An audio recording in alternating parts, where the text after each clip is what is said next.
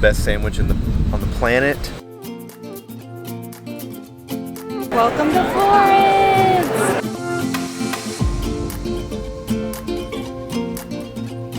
It's our last morning here in Rome. We've checked out of our Airbnb. What? Leaving? I don't want to leave. We are now waiting on our Uber to take us to the train station. Yeah, so I downloaded this app called Free Now because I heard it basically works like Uber, but it's more popular here. And I mean, it is 8:30 on it's a Saturday morning. I don't know why everything's so busy, but anyways, it was really hard getting one. So luckily we left early enough to give ourselves plenty of time in case we needed to walk. Yeah. But we did get an Uber. It's about 10 minutes away. So and it's definitely, the walk is definitely doable. It's just not ideal. Yeah, on hauling luggage across cobblestone streets for a 42-minute walk, which would probably come closer to about an hour with the luggage. Yeah, so I would just say have a backup to your backup plan because you may have to walk. Yeah, Rome has been a beast. I think we've walked over 30. It was like almost 40 miles. Basically, Yeah. we almost averaged 10 miles a day. Sad to be leaving Rome, but we are very excited for Florence.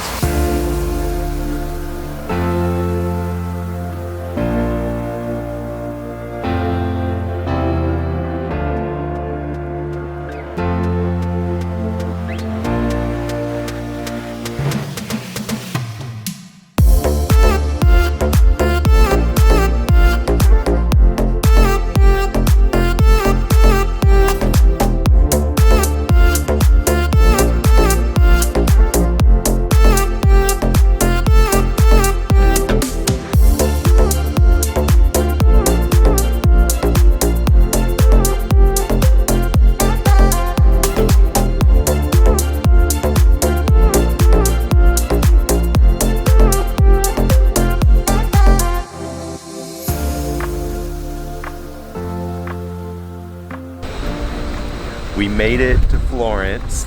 We met with the sweetest Airbnb host on the planet.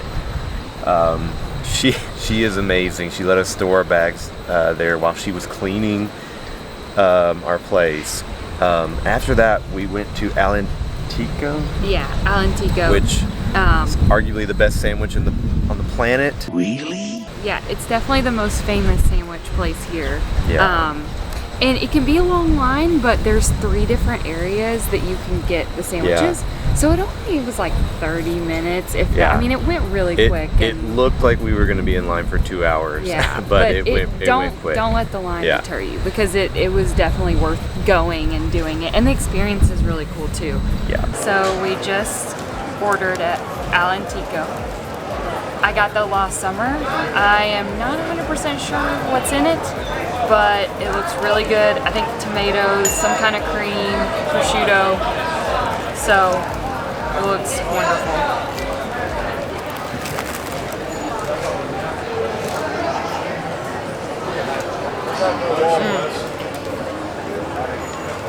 Okay. I got the Fabulosa. You can see how beautiful it looks. It was the number 1 on their top 5.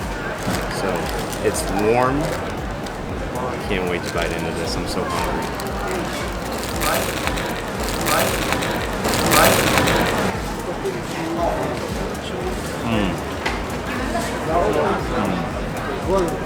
So then after that, we walked over to La Strega Nocciola, which is a gelato place. Across the river, and it means the hazelnut witch.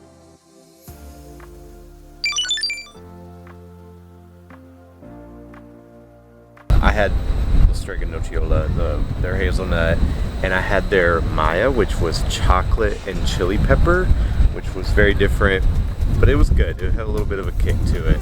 But I definitely had the best, which I had this Azteco, which is white chocolate and cinnamon, but the best was the cheesecake because I can't even describe to you. It was some type of cream. It was almost like whipped cream. It wasn't even gelato. Like, we're gonna have to go back. I already told them we have to go back. We have to go back! When we got notified we could go to the Airbnb. We went back, got settled in there. Before dinner, we decided to walk over to this hotel called the Grand Minerva Hotel that has this incredible rooftop bar that you can come to and just sit, order drinks, hang out with these incredible views. And we didn't know this, but you actually have to have reservations after 7:30. It's only 6:40 now. We showed up at like 5:30. Yeah. But just know that if you want to come here, you can just stroll on in before 7:30. And I mean, it wasn't busy or anything. I mean, granted, the weather hasn't been perfect, but it wasn't busy. So. But beautiful views up here, and there's no one up here. So definitely recommend if you're looking for a place to just relax. The drinks are a little expensive, but it's typical hotel, you know, like you're gonna pay, but it's a fun little like one cocktail type of thing. Yeah, but the views are amazing. Yeah, they're beautiful. So we're leaving from here. We're gonna go grab dinner at Trattoria Giovanni. I got us a reservation at Trattoria Giovanni, which is where we just came from. So if you didn't know, I didn't know about this before coming to Italy, but they actually have an app called The Fork, which kind of is like Open Table or Resi in the United States, and it's a great little tool that you can have, especially if you need to find reservations or you just want to have some backup plans. So anyway, so I had that for 7 o'clock, so got here, ate, we were so full, the food was so good. We got some cheese to split, and with then we honey got and jam. it was so good. And then I got the traditional spaghetti with meat sauce, which was great. So good. And then I just got pasta with truffle cream, and I was kind of hesitant about trying to go for the truffle cream, but it did not disappoint. Yeah, it was really good. And then of course we had to get tiramisu, and it's my favorite. It hit the spot. And now we're gonna go get gelato. Of course we are. So we came to I think it's called La Sorbetteria.